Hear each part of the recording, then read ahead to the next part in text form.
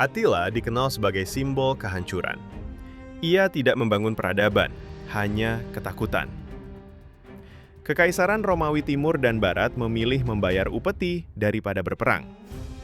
Dunia takut karena Attila datang tanpa negosiasi, tanpa ampun, dan tanpa rencana damai. Caesar ditakuti karena ia mengubah keseimbangan kekuasaan Romawi. Dengan popularitas dan kekuatan militer, ia menjadi ancaman bagi republik itu sendiri. Ketakutan elit Romawi pada ambisinya akhirnya membuat mereka memilih pembunuhan daripada kehilangan kekuasaan. Kim Jong-un ditakuti bukan karena jumlah tentaranya, tetapi karena ketidakpastian. Uji coba nuklir, ancaman misil, dan retorika agresif membuat dunia selalu waspada. Tidak ada yang benar-benar tahu apa yang terjadi di dalam rezim Korea Utara. Dan justru ketertutupan itulah yang menciptakan ketakutan global. Saddam memerintah dengan kekejaman terbuka. Ia menggunakan senjata kimia terhadap musuh dan rakyatnya sendiri, serta berani menantang kekuatan Barat.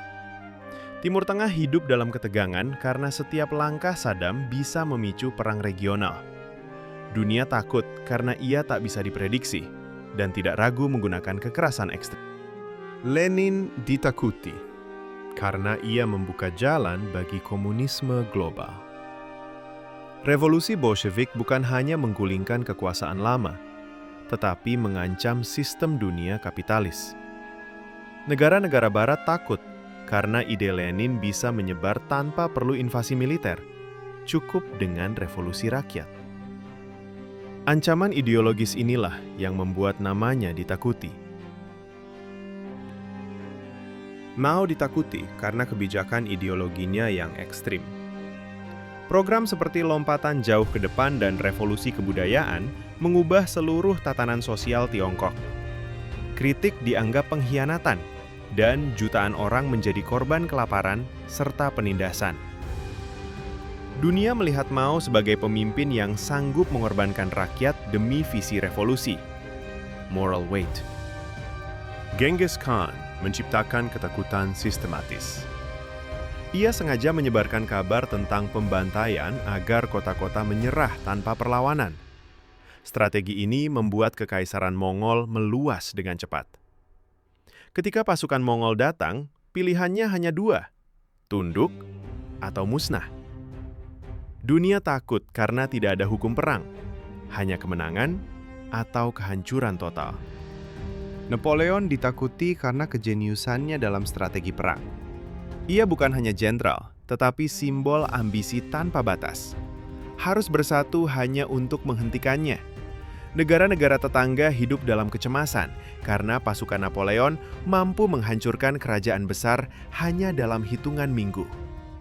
Ketakutan dunia padanya lahir dari kemampuan, bukan kekejaman semata. Stalin memerintah dengan rasa takut sebagai alat utama kekuasaan. Ia membangun negara superpower dengan tangan besi. Namun, jutaan rakyatnya sendiri menjadi korban. Penangkapan massal, eksekusi, dan kamp kerja paksa Gulag menciptakan teror bahkan di dalam pemerintahan.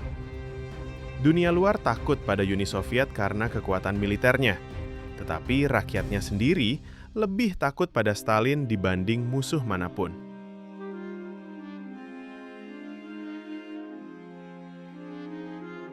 Attila dikenal sebagai simbol kehancuran. Ia tidak membangun peradaban, hanya ketakutan.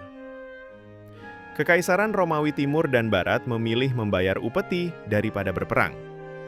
Dunia takut karena Attila datang tanpa negosiasi, tanpa ampun, dan tanpa rencana damai.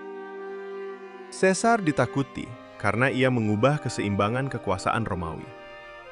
Dengan popularitas dan kekuatan militer, ia menjadi ancaman bagi republik itu sendiri.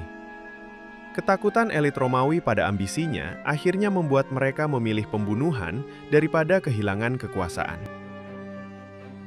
Kim Jong-un ditakuti bukan karena jumlah tentaranya, tetapi karena ketidakpastian. Uji coba nuklir, ancaman misil, dan retorika agresif membuat dunia selalu waspada. Tidak ada yang benar-benar tahu apa yang terjadi di dalam rezim Korea Utara. Dan Justru ketertutupan itulah yang menciptakan ketakutan global. Saddam memerintah dengan kekejaman terbuka. Ia menggunakan senjata kimia terhadap musuh dan rakyatnya sendiri, serta berani menantang kekuatan Barat. Timur Tengah hidup dalam ketegangan karena setiap langkah Saddam bisa memicu perang regional. Dunia takut karena ia tak bisa diprediksi dan tidak ragu menggunakan kekerasan ekstrem. Lenin ditakuti karena ia membuka jalan bagi komunisme global. Revolusi Bolshevik bukan hanya menggulingkan kekuasaan lama, tetapi mengancam sistem dunia kapitalis. Negara-negara Barat takut karena ide Lenin bisa menyebar tanpa perlu invasi militer, cukup dengan revolusi rakyat. Ancaman ideologis inilah yang membuat namanya ditakuti. Mao ditakuti karena kebijakan ideologinya yang ekstrim. Program seperti lompatan jauh ke depan dan revolusi kebudayaan mengubah seluruh tatanan sosial Tiongkok. Kritik dianggap pengkhianatan, dan jutaan orang menjadi korban kelaparan serta penindasan. Dunia melihat Mao sebagai pemimpin yang sanggup mengorbankan rakyat demi visi revolusi. Moral weight. Genghis Khan menciptakan ketakutan sistematis. Ia sengaja menyebarkan kabar tentang pembantaian agar kota-kota menyerah tanpa perlawanan. Strategi ini membuat kekaisaran Mongol meluas dengan cepat. Ketika pasukan Mongol datang, pilihannya hanya dua, tunduk atau musnah. Dunia takut karena tidak ada hukum perang, hanya kemenangan atau kehancuran total. Napoleon ditakuti karena kejeniusannya dalam strategi perang. Ia bukan hanya jenderal, tetapi simbol ambisi tanpa batas. Harus bersatu hanya untuk menghentikannya. Negara-negara tetangga hidup dalam kecemasan karena pasukan Napoleon mampu menghancurkan kerajaan besar hanya dalam hitungan minggu. Ketakutan dunia padanya lahir dari kemampuan, bukan kekejaman semata. Stalin memerintah dengan rasa takut sebagai alat utama kekuasaan. Ia membangun negara superpower dengan tangan besi, namun jutaan rakyatnya sendiri menjadi korban. Penangkapan massal, eksekusi, dan kamp kerja paksa Gulag menciptakan teror bahkan di dalam pemerintahan. Dunia luar takut pada Uni Soviet karena kekuatan militernya, tetapi rakyatnya sendiri lebih takut pada Stalin dibanding musuh manapun.